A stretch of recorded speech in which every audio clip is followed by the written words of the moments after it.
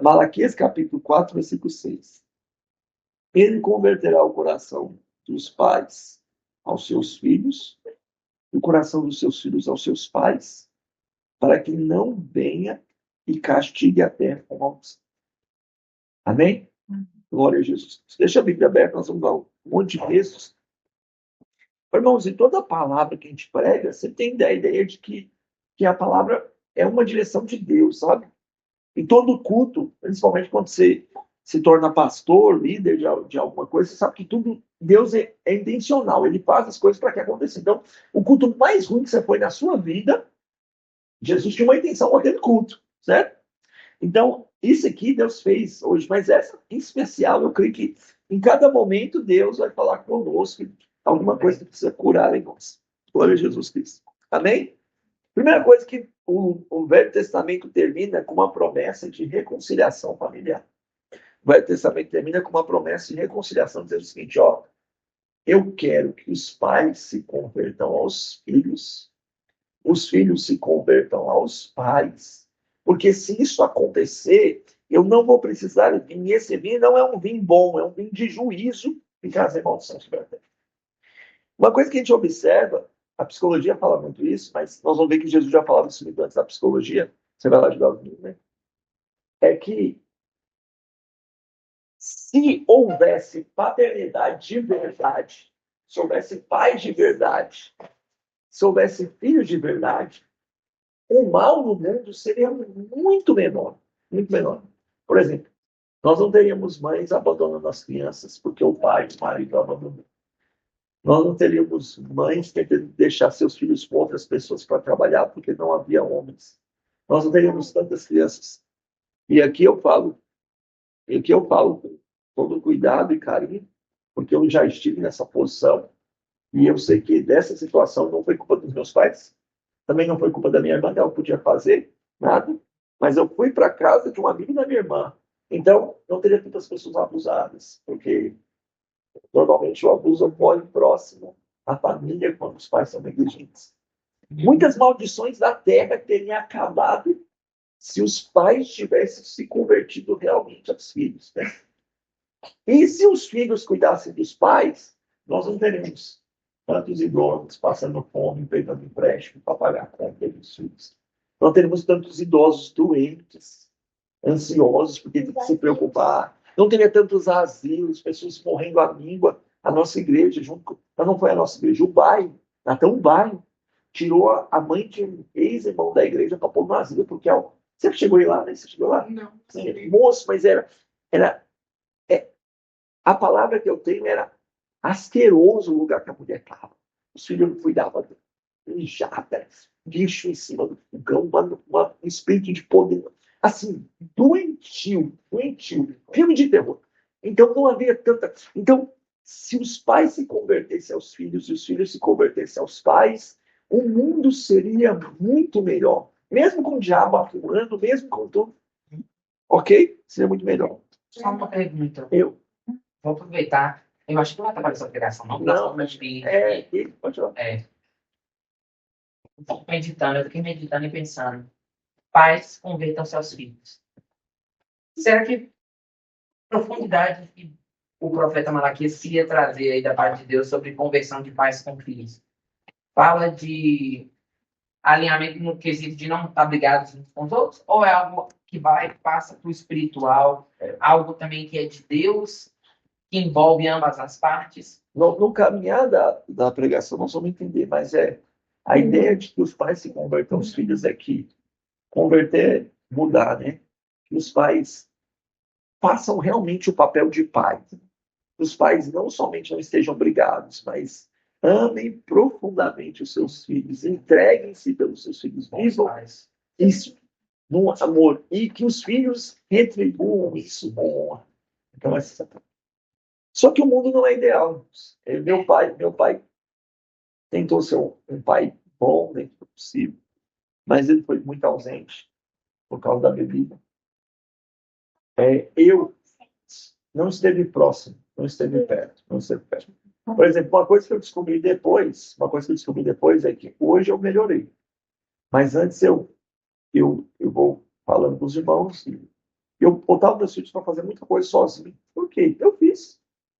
Mas eu fiz porque meu pai estava lá. Então, aí eu sim percebi, eu estava reproduzindo. Meu pai tem esse pensamento. Ele abandonado o pai dele e ele não ajuda os filhos, ele nem pergunta se você está precisando, porque não é como ele conseguiu sobressair, ele acha que Entendeu? Então, assim, é igual a gente tá na vibe, não, na direção de discipulado da igreja. E a pessoa assim, não, mas eu sou fiel a Jesus, ninguém nunca me deu um estudo, eu cheguei na igreja, citei Jesus e fiquei 20 anos aí, ninguém nunca parou para sentar comigo. Ninguém... Tem pessoas que são assim. A maior parte da minha vida foi assim. E quando você é uma pessoa com isso, você fala assim, tem que chegar na pessoa assim, olha, eu estou aqui, você olha para mim, você vai olhar como igreja. Não vai olhar o Lucas, olha a igreja. Me perdoa. A gente falhou, que como igreja, alguém tinha que ter pegado você pela mão, mesmo você sendo autônomo, tinha que. Porque seu potencial seria acelerado, seu compromisso seria. Então, ó, eu sei que você conseguiu, eu fico muito feliz, mas me perdoa. Amém? E de qualquer maneira, voltando para o texto, eu também não fui um filho 100%. Eu sempre fui um filho bom, mas eu achei que faltou muito. Esses dias eu tenho orado e eu lembrei de uma coisa que eu compartilhando aqui, eu estou até orando para que Jesus me envie uma maneira de uma pessoa que eu descobri que eu tenho que honrar mais. É minha irmã. Porque meu pai trabalhava muito, minha mãe trabalhava muito, quem cuidava de mim era minha irmã. E às vezes, por ser irmã, a gente vai. Mas cuidava mesmo, claro que do jeito dela, tem muita coisa que ela não faz, porque os filhos dela fazem aquilo. Entendeu? Sei, tá perdoado. Mas, assim, muito do que minha irmã podia ter vivido na vida dela, na adolescência, principalmente, não foi vivido porque ela estava cuidando de nós. E não foi um peso, mas também não era obrigação dela. Então, esse dia eu tenho pensado assim, Senhor, o dia que cair um Pix legal, eu vou mandar uma oferta legal para minha irmã, com um pedido de perdão e um agradecimento, porque se doou. Amém? Amém. Amém. Muito bem. Só que, irmãos, o que ocorre?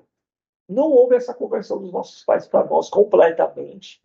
Não houve a conversão de nós para nossos pais, nossos filhos completamente. E por isso que eu vim com a camisa do Palmeiras. Eu vim com a camisa do Palmeiras, irmãos, porque eu não lembro que dia que eu decidi ser palmeirense. Só que eu virei palmeirense por causa do meu pai e meu tio. Meu irmão é corintiano. Só que ele é corintiano por quê? Porque é o contraponto de pai.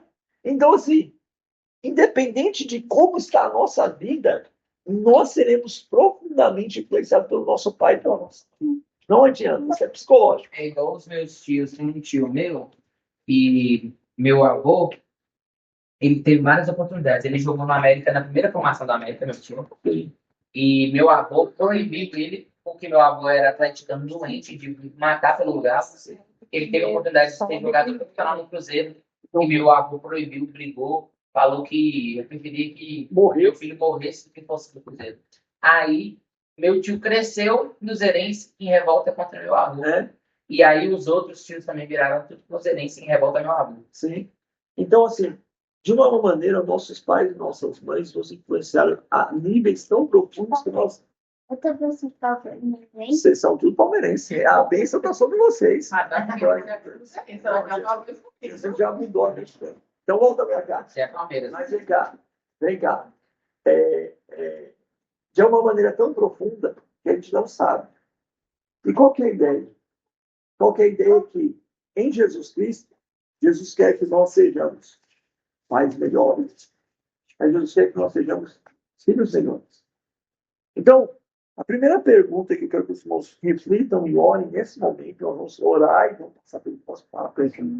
Mesmo que meu pai não foi ideal, mesmo que minha mãe não foi ideal, mesmo que meu tio, minha tia, meus avós não foram ideais que me criaram, o que será que eu estou reproduzindo? O que será que eu não estou perdoando?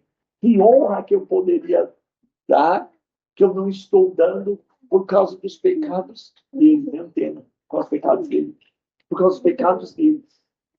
Eu vi uma pregação de Anderson Silva, e esse tem que ser consumido com muito cuidado. Ele disse assim: eu disse que eu perdoava meu pai, que abandonou a gente com minha mãe. Tal. Mas aí Deus falou comigo assim: dizer que perdoa e mandar um zap de uma vez por mês de longe não é perdoar.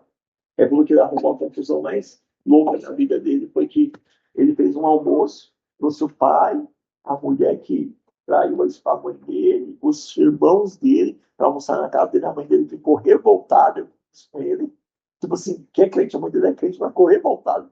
Disse, não, mãe, tem um lugar aqui, tem bênçãos que eu preciso acessar, feridas que eu preciso curar. E eu só consigo honrando os meus pais, porque a palavra de Deus diz que aquele que honra pai e mãe, independente da qualidade de pai e mãe que tem, viverão muitos anos e serão prósperos na terra. Então, que a gente comece agora, irmãos, assim, sem querer machucar, sem querer ir para um lugar de desconforto, assim, Senhor, Senhor, eu não estou redimindo meu pai, a minha mãe, a minha família, pelos erros que cometeu, Senhor, mas eu quero estar no ciclo de uma nova criatura, eu quero estar num ponto diferente, eu não quero reproduzir, e quando diz reproduzir, é igual ao contrário. Às vezes a gente não reproduz o igual, mas está reproduzindo o espelho, então ele está vivendo a vida do outro. Só que não é a vida que Deus sonhou para nós. Amém? Uhum. Amém? Amém. Então, Senhor, não nos faça reproduzir Jesus de maneira nenhuma. Senhor, se existe algo em débito da nossa parte, Senhor, meu Deus, com os nossos pais, com os nossos progenitores, com aqueles que nos criaram, Senhor, com os irmãos mais velhos, com a igreja, com todas as figuras de autoridade, Senhor, nos leva a um lugar de honra, Senhor, nos leva a um lugar, meu Pai, de alta posição. Se ainda, meu Deus amado Senhor, existe em nós uma ferida que não foi sarada, se ainda existe em nós, meu Pai amado Senhor, uma ferida que não foi curada, meu Deus. O Senhor disse com teu bálsamo hoje e nos salve, meu Pai, em nome de Jesus. Amém. Mateus capítulo 3. Mateus capítulo 3. Glória a Jesus Cristo. Versículo 17. Mateus 3, 17. Existe, irmãos, um caminho para te alcançar o que eu preguei agora no começo. Qual que é o caminho? O caminho está aqui. Mateus 3, 17. Amém? Amém. A palavra de Deus diz o seguinte: eis que uma voz do céu dizia: este é meu filho amado, em quem eu me agrado. Então, a maneira, irmãos, para a gente ser curado e honrar a todos que estão ao nosso redor, as autoridades, os pais, as pessoas que estiveram sobre nós, é lembrar que nós somos filhos amados de Deus. E você sabe o que é interessante? Eu vou falar isso de novo. Interessante é que, até aqui, Jesus não tinha pregado uma palavra. Jesus não tinha feito um milagre lá. Vamos prestar atenção? Jesus não tinha ensinado nenhum discípulo. Jesus só era Jesus. Jesus só era Jesus. Se Como assim, Jesus é só? Jesus não tinha feito nada para merecer o amor. Entendeu? Porque Deus só existiu. Ele só salvou, curou. Ainda não. Ele vai curar lá na frente. Até então, não. Até Ele então, vai curar depois desse acordo. depois disso aqui. E onde que vai chegar? Mas aqui ele não tinha discípulos ainda. Ele não tinha pregado. Nessa hora não tinha Ele discípulo. estava no batismo dele. Estava no batismo dele. E onde que eu quero chegar, irmãos? É que, irmãos, nós temos um Pai que nos ama Amém. profundamente, mas nos ama profundamente, nos ama profundamente, nos ama. Um Pai que nos ama intensamente, irmãos, antes de nós sermos qualquer coisa. A palavra do Senhor diz no Salmo 139, que nós vamos falar lá para ler, que Deus, irmãos, olha que coisa bonita. Deus tem as estrelas do céu para ver, né? Irmãos, existem tantas belezas no mundo que a gente não consegue contemplar. Mas o salmista diz assim, que Deus tem um monte de opção de coisas para ver, que Deus que tem os melhores streamers no mundo para assistir as histórias mais interessantes. Diz que Deus, parado, olhava para cada um de nós sendo formado no ventre e escrevia no seu livro a nossa história.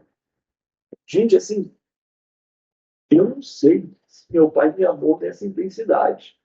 Eu não sei se meu pai me amou nessa intensidade. Mas imagina só, irmãos, Deus escrevendo a nossa história. Escrevendo a nossa história. E assim, eu não sei que palavras o Senhor dizia Mas eu sei que, como diz Jeremias, capítulo 29, que você lembra, procura você de novo, ele diz o seguinte: eu bem sei os sonhos que eu tenho acerca de vocês, seus sonhos de paz, de prosperidade, para trazer o bem que eu determinei para vocês. Então, lá no ventre, Deus escrevia: olha, o Lucas vai nascer meio míope, com dentes tortos, mas eu vou fazer que ele tenha a capacidade de falar, que ele vai ser um cara eletrizado, sei lá, e isso vai, que a Ana, que o Natan, que o Lael, que a Késia, ele escrevia porque ele nos ama profundamente. E aí, irmãos, saber que nós somos amados de Deus, independente da nossa performance, independente das nossas habilidades. Irmãos, uma vez eu vi uma história de uma pessoa que nasceu e viveu 37 anos no hospital. Nunca saiu do hospital. Nasceu uma doença gravíssima, viveu no hospital. Aquela pessoa, Deus tem um propósito na vida dele, não sei se ele conseguiu converter, mas mesmo aquela pessoa que não conseguiu sair do acesso de um quarto, que foi limitado por condições terríveis, Deus o amava. Deus o amava. Ele é o inamável de Deus. Amém? Nós somos filhos amados do Senhor. Isso basta. Aí o Senhor nos ama. E aqui, no capítulo 4, Deus leva Jesus ao deserto para ser tentado. E quando você entende que você é amado por Deus, você entende que até as lutas que Deus coloca na sua vida e até as provações que Ele permite é porque Ele te ama profundamente. E quando Jesus está sendo tentado, aí o versículo 3, o diabo aparece com a artimanha que ele sempre vai usar para nós. Que é, se você é filho de Deus. Ele vai falar essa frase 2 vezes. Se você é filho de Deus. Se você é filho de Deus. Aqui, irmãos, o diabo está mudando a perspectiva do Evangelho. O que é a perspectiva do Evangelho?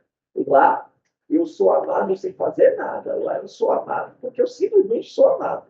Eu sou uma florzinha linda do jardim de Jesus. Aqui, o diabo começa a colocar uma condição. Se você fizer algo, você será filho de Deus. Então, se você orar mais, você será mais amado. Se você ler mais a Bíblia, você será mais amado. Se você trabalhar mais, você será mais amado. Se você for mais, se você estudar mais, se você e aí o inimigo coloca uma condição que nos traz aflição, que nos traz angústia, que nos traz tantas coisas. E, na verdade, nós somos amados simplesmente porque nós somos amados porque o nosso Pai nos ama. Quantas vezes, irmãos, na nossa vida, a gente achou que... Não. Irmãos, nós vamos chegar nessa parte ainda, lá na parte do reino, mas vamos para cá. Quando a gente pensou assim, se eu comprar uma roupa, as pessoas vão gostar mais de mim. Se eu estudar mais, eu serei mais aceito. Se eu tiver um dinheiro, as coisas vão ser mais fáceis para mim. Se eu pregar melhor, se eu tivesse um dom, e a gente vai caindo nessa, se eu tivesse, se a nossa própria família às vezes coloca essas condições para nós sermos amados, e a gente vai vivendo nessa de si, sem perceber que nós não estamos cantando a canção que Deus tocou, nós estamos cantando a canção que o inimigo tocou. As maiores crises de ansiedade que a gente tem, nós caímos nela quando nós estamos no sim. Mas se amanhã não tiver dinheiro? Mas e se eu não gastar? E se a igreja não prosperar? E se meus filhos se desviarem? E aí, quando a gente lembra disso e volta para trás, tipo assim, eu sou desse lugar para trás. O inimigo sempre vai falar mais, porque a mentira precisa ser repetida para que se torne real na nossa cabeça. Deus sempre fala menos, porque a verdade é forte por si só. Eu sou filho amado de meu Pai, e glória a Deus. Deus me ama, Deus te ama, Ana, Deus te ama, Natan, Deus te ama, Lael, Radassa, Briana, Antonella, Késia, Pétala. Deus nos ama. Nos ama. Amém? Então não vamos cair na artimanha do inimigo. E aí, irmãos, vamos pular para mais um capítulo, que é o capítulo que Deus quer curar uma coisa. Mateus capítulo 7, versículo 11. Mateus 7, 11. A psicologia diz, isso é fato. A psicologia diz que nós nos relacionamos com nossos pais, com Deus, assim como nos relacionamos com os nossos pais. Que o pai é a visão de Deus na mente de uma criança. Então, se meu pai era rígido, eu vou entender que Deus é rígido. Se meu pai era ausente, eu vou entender que Deus é ausente. Se meu pai não me chamava atenção, eu vou entender que Deus não se importa com os meus pecados. Ok? E aqui, Jesus vai curar uma coisa profunda num versículo que fala sobre oração. Mateus, capítulo 7, versículo 11. Diz o seguinte: ora, se os seus pais, sendo maus, sabem dar coisas boas aos seus filhos, quanto mais o vosso Pai que está no céu vos dará as coisas que vocês pedirem. E aqui o Senhor está falando o seguinte para nós. O que Deus está falando o seguinte? Assim, olha, eu sei que você tem uma visão de pai. Eu sei que cada um de nós tivemos um pai com qualidades e defeitos.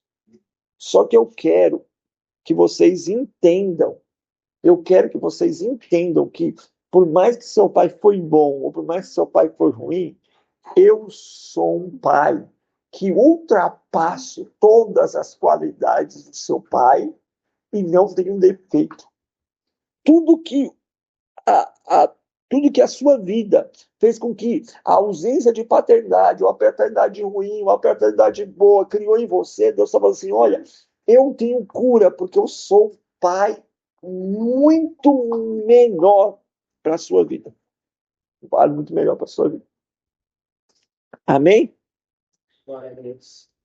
E aí, irmãos, já que nós temos um pai melhor para a nossa vida, agora nós vamos fazer um teste. Lucas capítulo 15, nós vamos fazer um teste para saber se nós temos problema com a paternidade de Deus. Vamos ver se nós temos problema com a paternidade de Deus. Fala.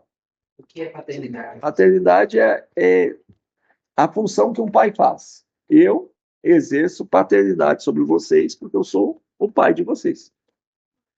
Mãe exerce maternidade, porque ela é mãe. Lucas capítulo 15. Amém? Vamos ler a parábola do filho perdido, que na verdade esse texto aqui não deveria estar aqui. Não, Radassa, eu estou gravando. Do filho pródigo. Essa frase aqui não deveria estar porque Jesus não está falando de um filho perdido. Jesus está falando de dois filhos perdidos. Esse título, né? Porque não está original, é inserido. Deveria estar escrito aqui. Para, Briana. Só tinha que prestar atenção. Todos nós temos que prestar atenção. Lá está inserido, tinha que ser assim. Se fosse para colocar, é a parábola de um pai com dois filhos perdidos. Mas vamos lá. Amém? Vamos ler aqui. Todo mundo conhece esse texto, mas vamos ler. Os filhos seriam os filhos pródigos. Vamos ler aqui. Vamos ver se nós temos problema com a paternidade de Deus e vamos ver qual que é a cura que Jesus tem para nós.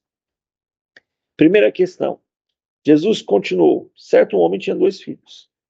O filho mais moço disse ao pai: Pai, quero que o Senhor me dê a parte que me cabe. E o pai repartiu os bens entre eles.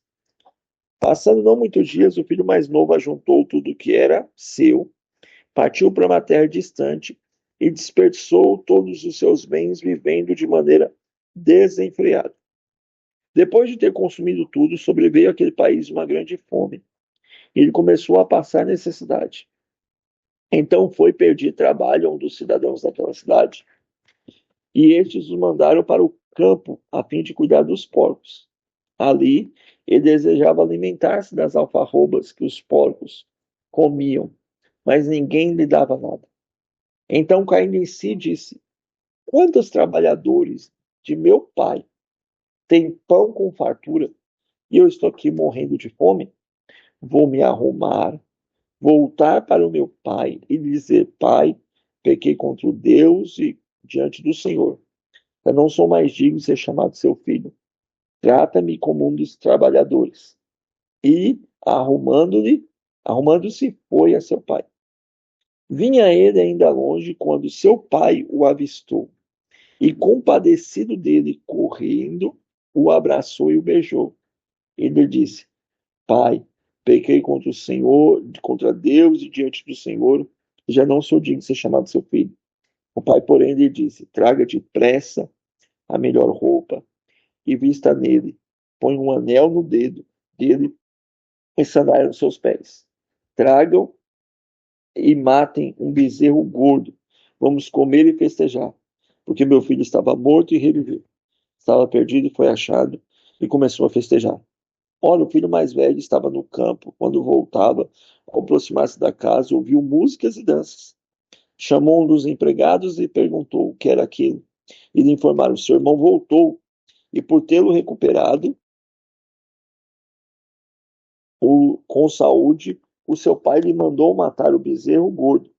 O filho mais velho se indignou e não queria entrar. Saindo, porém, o pai procurava convencê-lo a entrar. Mas ele respondeu ao seu pai: Faz tantos anos que sirvo o Senhor e nunca transgredi um dos seus mandamentos. Mas o Senhor nunca me deu um cabrito sequer para eu festejar com os meus amigos.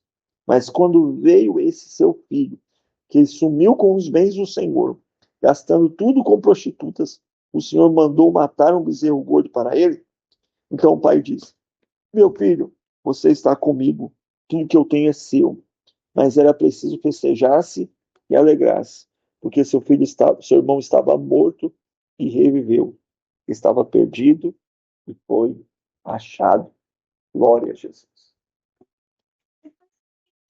Seu filho entra para dentro da casa? Então, é uma interessante. Essa parábola termina com um suspense. É igual uma série Tundum, a gente não sabe se ele entrou ou não. Eu não menti, eu falo que não. Então, fica com suspense por quê? Fica no suspense porque nós vamos decidir se nós vamos entrar ou não. Entendeu? É o suspense, Deus deixa.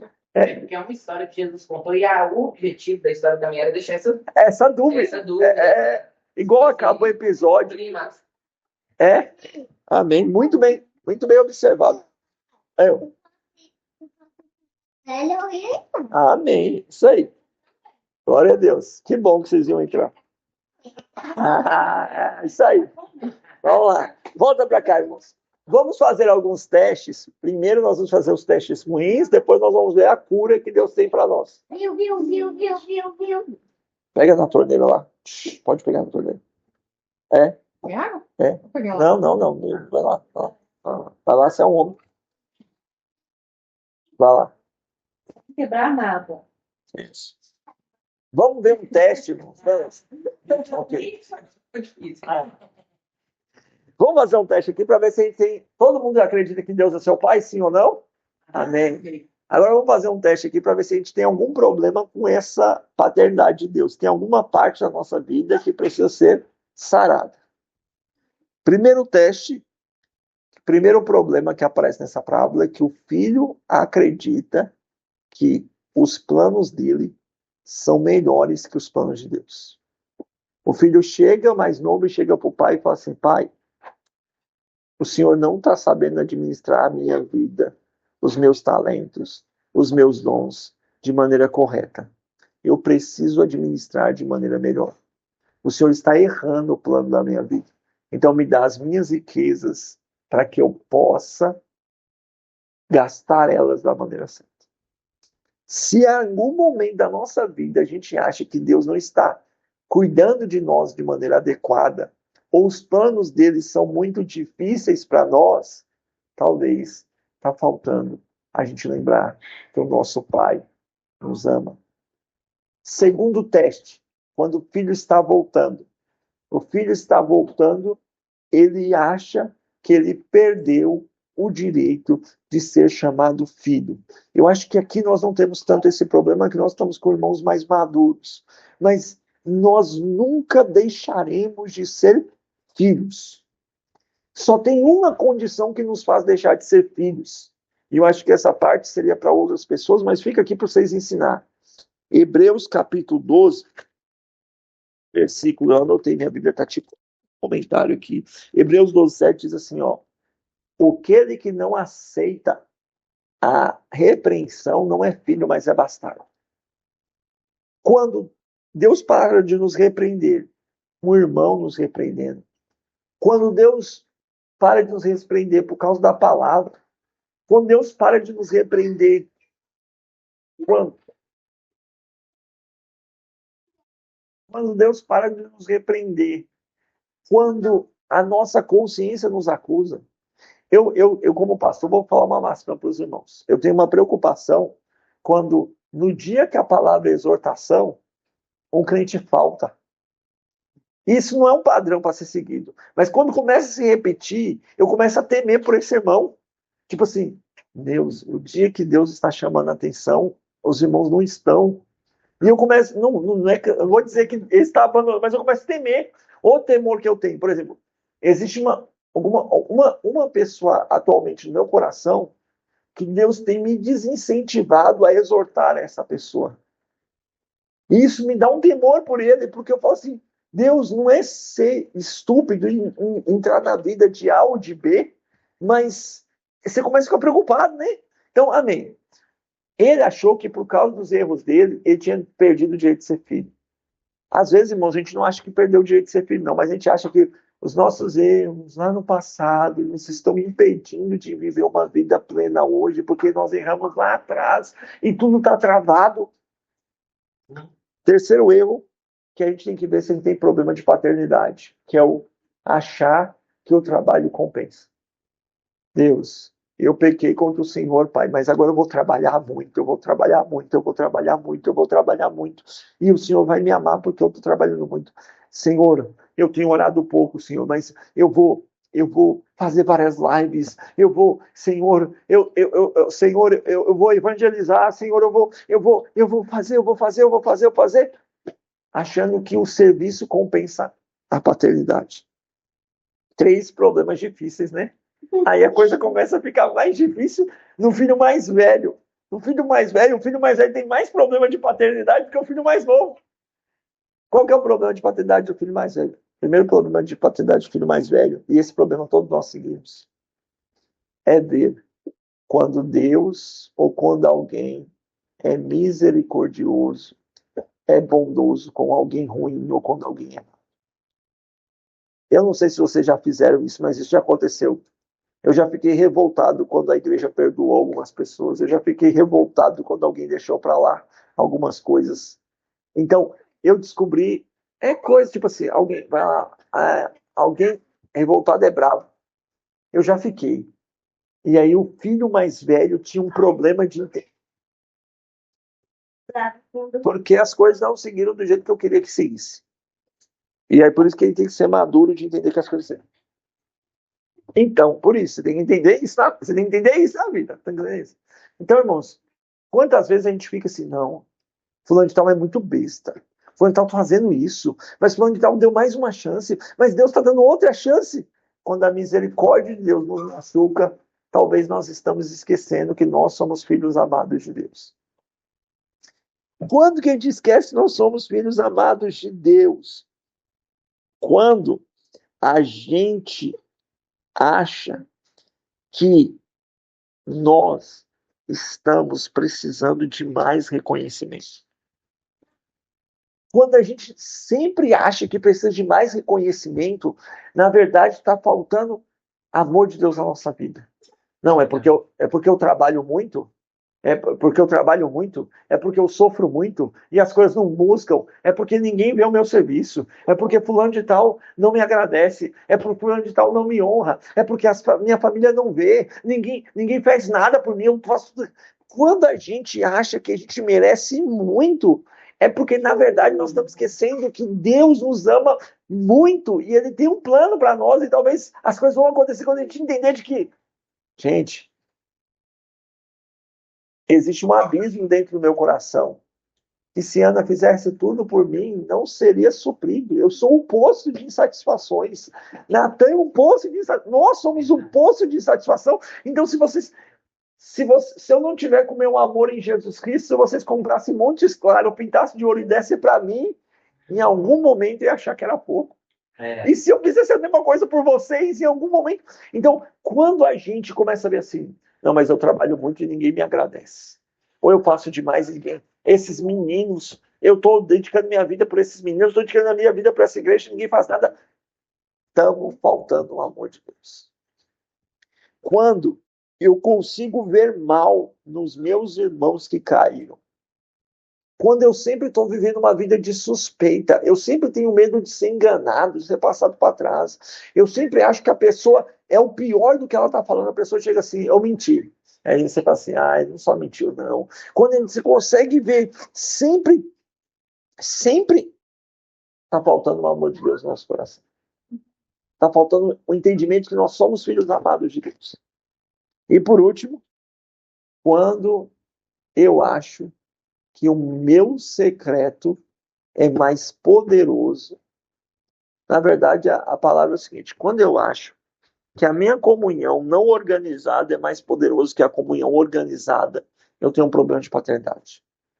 Já viu pessoas que... Nós conhecemos pessoas assim, que elas têm uma capacidade muito grande de adorar no culto em casa. Chega na igreja, ela não consegue adorar na igreja. E ela coloca a culpa na igreja, coloca a culpa na rotina. Na verdade, é que ele quer algo que seja só ele, que só seja só com ele. Ele tem um problema de entender que Deus o ama ali, mas que Deus o ama na igrejona lá também, que Deus o ama lá no... Tipo isso. Porque o menino fala assim, o Senhor não me ama, porque eu quero festejar com os meus irmãos. Existem dois tipos de pessoas e as duas estão erradas. Que a pessoa coloca a reunião caseira como inferior à igreja. Certo? Só que hoje os mais espirituais, supostamente mais espirituais, colocam o contrário. A reunião caseira é superior à igreja. A gente vai lá na igreja só para cumprir protocolo. Aquele negócio ali, o poder está... O poder está aqui. Eu já lidei com isso. A idolatria da reunião caseira. Eu conheço. Teve um caso que eu tenho vivido, que eu lido muito, que eu acho que encaixa, pessoas saudosistas demais com o que viveram. Que foi não igual naquela época, passou falando de tal, não existe, eu não encaixa na igreja nenhuma, porque tem que ser naquele padrão, naquele nível. Eu conheço alguém assim. Várias pessoas que viveram assim, sobrenatural. Mas não conseguem viver agora. E tem que ser daquele jeito que viveu, muito saudosismo. E tem as pessoas também que idolatram a reunião em casa pequena, com poucas pessoas, que é aquilo ali que é a igreja, e o resto, entendeu? Qual que é a cura que Deus dá para nós? Primeira cura que Deus dá para nós. O filho foi e descobriu que a casa do pai é melhor. A vontade de Deus, por mais que seja às vezes nublada para nós, ela é boa, perfeita e agradável. Qual a segunda cura que Deus dá para nós? Deus nunca nos quer como escravos, Deus nos quer como filhos. Qual é a segunda cura que Deus dá para nós? A terceira cura que Deus dá para nós? Que eu não preciso... Eu não entendi nada. Que eu não preciso fazer para receber. Eu recebo porque eu simplesmente creio no amor de Deus. É por isso que lá na igreja a gente não tem um hábito de voto. E eu acho que na Pedra Angular também não tem um hábito de voto. A gente desincentiva voto. Porque o voto, de uma maneira ou de outra, mesmo que é bíblico, mesmo que eu acredite que Deus honra a fé das pessoas, começa a ficar naquela condição de que eu faço para receber. Não, irmão, só pede e confia que tem um pai que vai te dar roupa nova, anel novo, sandália nova, vai te dar tudo novo, porque ele te ama. Ele só quer que... Vem cá, meu filho, eu não quero que você faça. Eu quero que você simplesmente me peça, viva, eu te dou. Deus cura. Como que Deus cura nós nisso aqui, irmãos? Deus cura o filho mais velho com duas coisas que Deus quer curar em nós. Meu sentimento de rejeição pelo pai, meu sentimento de ofensa pela misericórdia, meu sentimento de comparação, ele e eu, meu sentimento de que eu merecia mais, todos esses sentimentos o Pai cura com duas coisas. Primeira coisa, irmãos, isso é tão poderoso. Romanos diz assim, ele nos deu o Filho, não nos dará as demais coisas. E aí o Pai fala assim, meu filho, você não está entendendo, eu não tenho mais nada. Tudo que eu tenho é teu, porque a outra parte o outro já gastou. Tudo que eu tenho é teu. Irmãos, Paulo diz que em Efésios, que Deus nos abençoou com todas as bênçãos espirituais. Segunda coisa que Deus cura nós, e essa é a parte difícil, que a gente não quer viver, é que a cura para um filho mais velho é estar do lado de um filho mais novo. A cura para um crente que ficou maduro e rancoroso, amargurado sem perceber, é tu estar do lado de alguém que tem dificuldade com as coisas mais simples da vida. Por quê? Porque ele vai ver que o amor de Deus atua nele, derramado através desse. O filho mais novo estava comendo um boi, que pertencia ao filho mais velho. O filho mais novo estava bebendo um vinho, que pertencia ao filho mais velho. O filho mais novo estava vestindo a roupa, que pertencia ao filho mais velho. E o filho mais velho tinha que entender que tudo isso era... Meu Deus, eu preciso estar do lado de filhos mais novos para que eles desfrutem através de mim das bênçãos que eu recebi. E não me afastar deles pela falta de paciência. Ah, mas você não melhora, você não amadurece. Amém? E agora eu vou concluir, porque o filho mais novo foi embora. Isso, o filho mais velho ficou. E agora eu vou concluir, irmãos. Pastor. Mas o filho mais velho resolveu ficar. Resolveu ficar para ajudar o pai dele. Mas ele não ajudava o pai dele com amor, ele ajudava o pai dele com amargura. Aí se eu for embora vai ser ruim. Irmãos, para a gente concluir isso aqui, pastor, eu entendi já algumas coisas. Primeiro eu entendi que eu tenho um legado dos meus pais em mim. Que de uma maneira positiva ou negativa, me influenciaram na minha relação com o Senhor. Eu entendi que o Senhor me ama acima de tudo. E que o Senhor é melhor que meu pai. Eu entendi hoje que depois que o Senhor explicou algumas coisas, existem feridas de órfão, feridas de não aceitar o seu amor na minha vida. Mas se eu viver tudo isso, como é que eu acesso as bênçãos, a comunhão que o Senhor prometeu para mim? E, irmãos, existem dois textos, mas eu vou falar um só. Ou pode falar os dois, vocês estão com pressa? Está com pressa? Amém? Eu vi um vídeo, irmãos, eu não vou mandar para vocês sobre paternidade, porque o cara é 2 horas e meia. Quem me mandou foi o Juan. Eu vou mandar para vocês, porque ele fala uns trem aleatórios, vocês vão ter que filtrar lá entre a coisa boa e a coisa ruim, porque não é ruim. Não, porque não é ruim. É porque ele fala uns negócios tipo assim, o meu anjo, o guardião apareceu e fala uns negócios assim. E aí, ele tá pregando no Rio de Janeiro, Ana. E o que eu fiquei mais impressionado, ele tá pregando no Rio de Janeiro e tá dando meia-noite, ele tá pregando. Eu falei assim, irmãos, eu posso continuar pregando? Ele prega 2 horas e meia. Eu posso continuar pregando? Toda hora ele fala, posso continuar pregando? Aí pergunta, quem mora longe? Ô, irmão, se você quiser ficar, eu te dou o Uber. Mas eu tenho que terminar a palavra. Tipo assim, falei, ô Jesus, um dia me dá essa graça para os irmãos quererem ficar me ouvindo por 2 horas e meia. Amém. Mas os irmãos querem ouvir, então vou continuar. Irmãos, como é que eu acesso isso? Eu acesso isso da seguinte maneira. Romanos, capítulo 4, capítulo 8, versículo 4. E isso é o mesmo texto de Gálatas que nós vamos ler.